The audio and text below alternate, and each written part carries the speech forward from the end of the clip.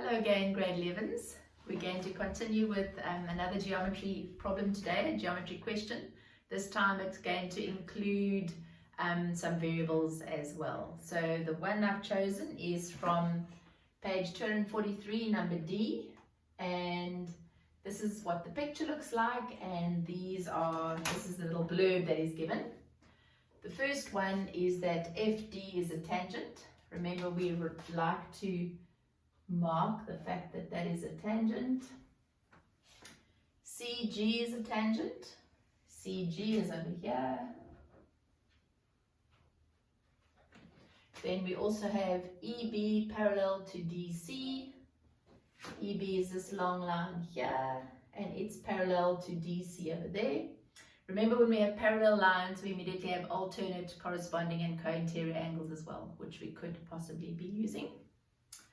And then DE is equal to EA.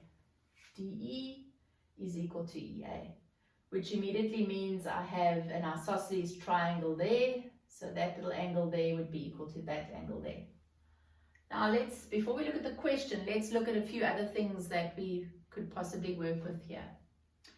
There isn't a center, so we don't have a diameter, and we don't have angle and center as twice angle and circumference, etc.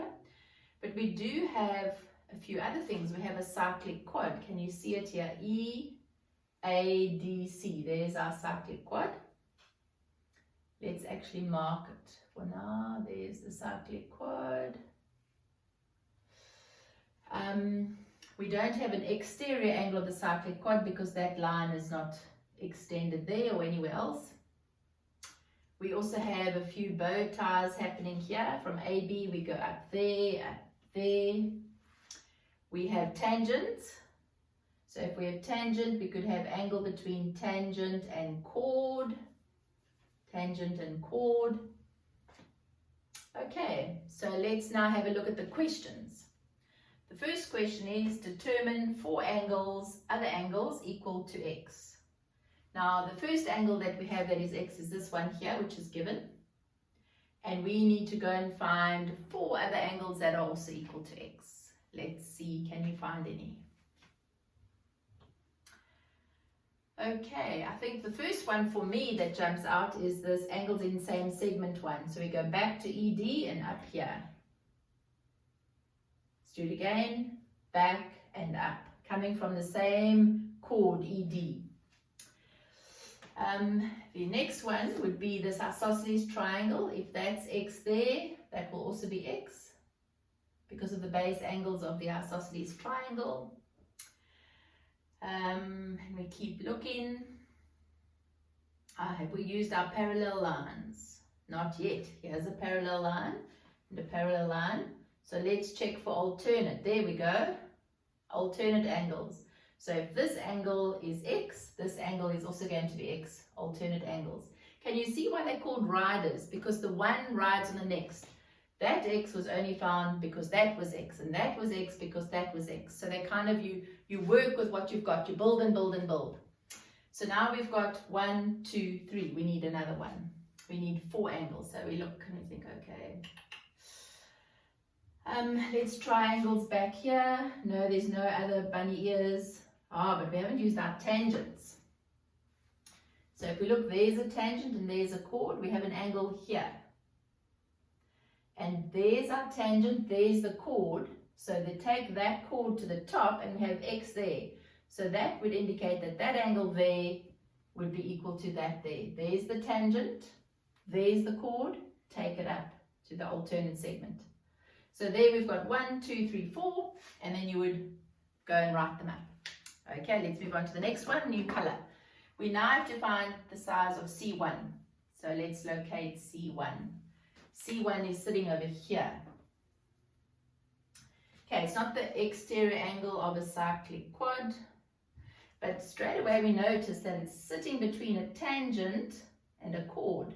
So let's see where this chord takes us. This chord takes us up to here. Okay, this angle here.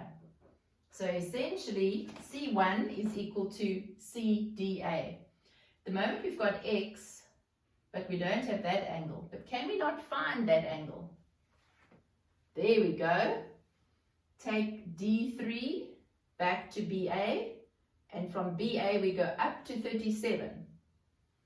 So that means if that's 37, this angle here is also 37 degrees, angles in same segment. Now we have C1. Oh no, we don't, sorry, not yet.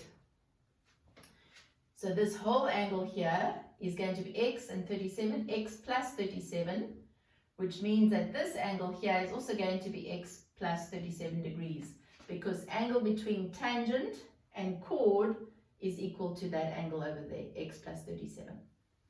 Tick. Let's move on to our third one now. I'm going to use purple. We need to find DEA. So DEA is sitting up here. It's not the exterior angle, because remember that wasn't an exterior angle, but we do have, this is part of an isosceles triangle. So we've already established that that is x and that is x. So angles in a triangle, this is going to be 180 minus x. Angles in a triangle. Done. Then we want to find C2. C2 is down here. Can you work out what the size is?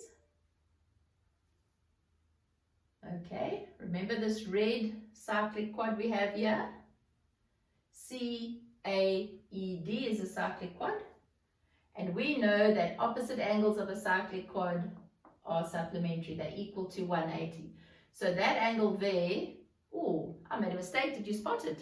Oh, it's not 180 minus x, it's 180 minus 2x. Oops. Rectified my mistake. So now we've got our cyclic quad, and if that angle is 180 minus 2x, this one here is going to be 2x, because the opposite angles of a cyclic quad must be supplementary. I wonder how many of you were cringing when you saw I'd made a mistake there. Hope you picked it up. Okay, so now we've got C2 as well. Boom, done it all. Okay, so now good luck for trying the rest of them. Don't forget to have your little summary on hand so you can refer to it when you get unstuck and think, okay, what have I got? I can't see it. Oh, I've got a tangent. Oh, I've got a cyclic quad. Oh, I've got an isosceles triangle. All these things you can use together to try and find out where you're going and get your answer. So there you go, grade 11s. Good luck until the next day.